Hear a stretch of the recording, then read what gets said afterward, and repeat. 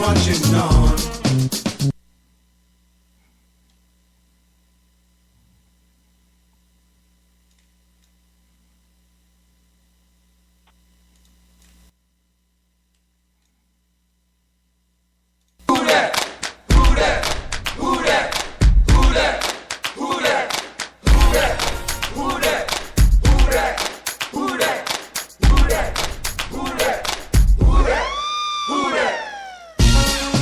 Saints fans and who that's from all over the world, it's time for Saints News Radio with the diva, Kyle T. and Remy. What's going on, Rem? How you doing, bud? Hey. Oh, man, I'm doing really, really well, man. In spite of how things started off this week, I'm doing well, man. It's just that that's not any problem y'all having with audio. You know, y'all know how I always start the show off. I always started how the Saints played. And since they didn't finish the game, I didn't finish my comment. You can't finish.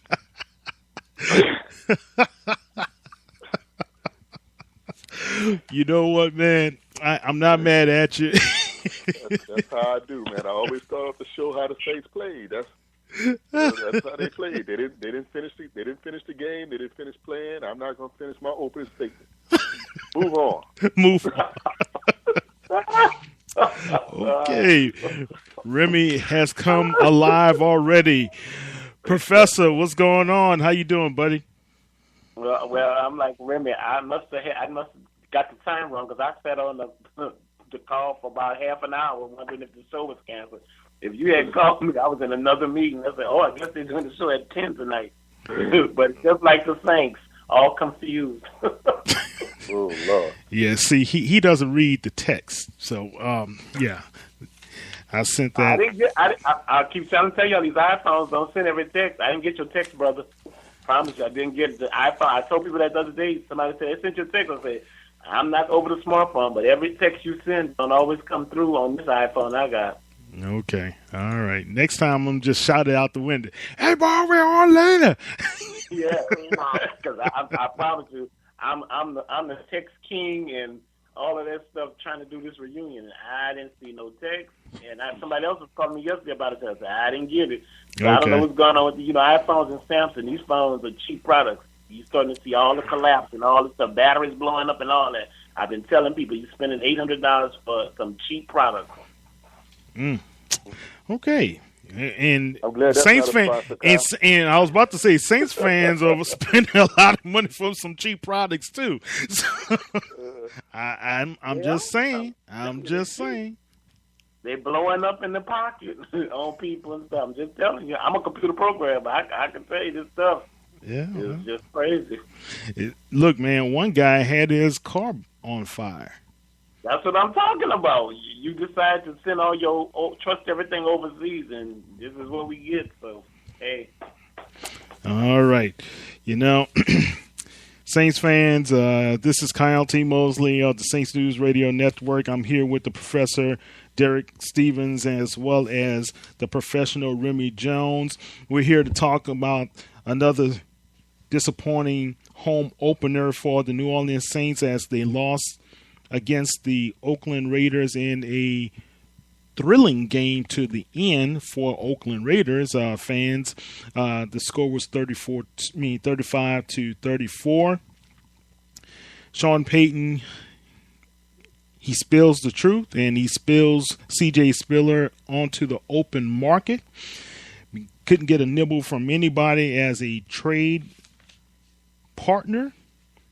Delvin Breaux had a significant injury. We'll talk a little bit about that tonight as well. But history doesn't bode well for the Saints, guys, and we're going to talk a little bit about that. But let's pay a couple of bills. First of all, go to Bonton Travel Network.com. You can get some great discounted prices on travel through the Bonton Travel Network. You can call Andrea at 832-735-7755, and you can speak with her about complete travel packages for the family as well as friends and loved ones, either cruises or also resort trips. And don't forget to go to www.collegecampustours.net. Ask for Sean Lane and his campus tours. And also don't forget to visit Royal Honda with Nat LeBeau, and he will be able to put you guys into a nice, sweet deal, a new car or a used car. It doesn't matter. He does it all. All right. That's a little bit about these guys, and we have a couple more of our sponsors later on. Well, history doesn't bode well for the New Orleans Saints, guys. After losing the first game at home, the Saints are 1-4 under Sean Payton following a season-opening loss at home. Their lone victory came back in 2011 when they defeated the Chicago Bears in the Superdome after they lost to, Green Bay. Green Bay. Yeah. And they went on to have a 4-game winning streak. So, let's talk a little bit about what's going on in this home opener. Let's start with you, Rim. How did you feel about the Saints' performance in the Superdome on Sunday? Well, man, I didn't feel as bad about it as I thought I anticipated going into the game, to be honest with you. I saw remnants of our old offense. I saw some improvements on our defense. It's just inability to finish, which has really been a problem in the past 4 or 5 seasons. They just couldn't finish it. They had them down and didn't kick them, and they should have kicked them. So, but I got to say, though, what I did see was much better than what I had anticipated. Okay. What about you, Professor? What's your overall thoughts? I think Remy summed it up. It was much better than I thought. Offense looked great. They don't know how to close out games, and until they find a way for the Saints to learn a way to close out games, you're going to see the same thing. They're going to just be an average team until they find out. I thought that overall the game was much better than I expected, but I think what was very disheartening was the total collapse in the fourth quarter by the defense. That is unheard of. 22 points and 217 yards and 210. That's just unheard of. You can't keep blaming it on the defensive coordinator. Something with the Saints just does not click anymore in terms of these young guys in the fourth quarter of games. I had mentioned last week how many games the Saints have lost by a touchdown or less, and they continue that trend. The Saints have not had a significant win with the exception of that Giants game last year. At all. You're up by 14, up by 11, up by 8, and you blow these leads over and over again. Something Coach Allen and Coach Payton need to get on the same page in the last 5 minutes of game. Okay.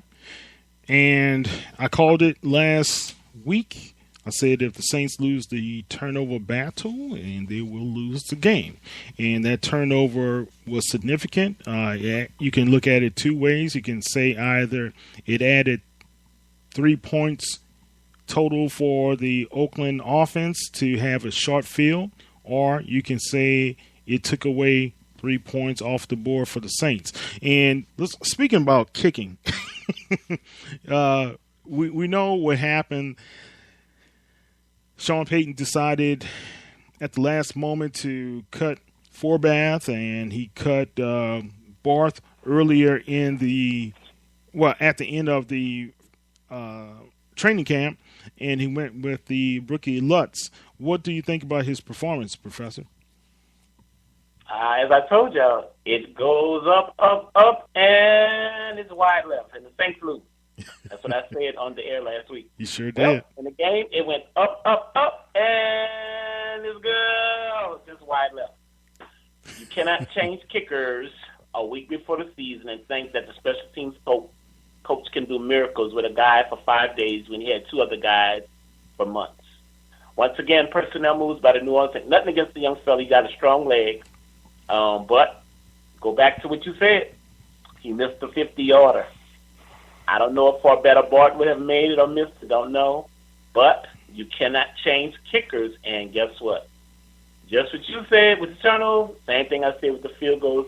This game came down to, at the end of the day, field goal kicking points. 3 given to the Raiders, 3 the Saints did not have, and it's led to this fault. You have got to remember that the game is won in all 3 areas. Defense, offense, and that key area, special teams.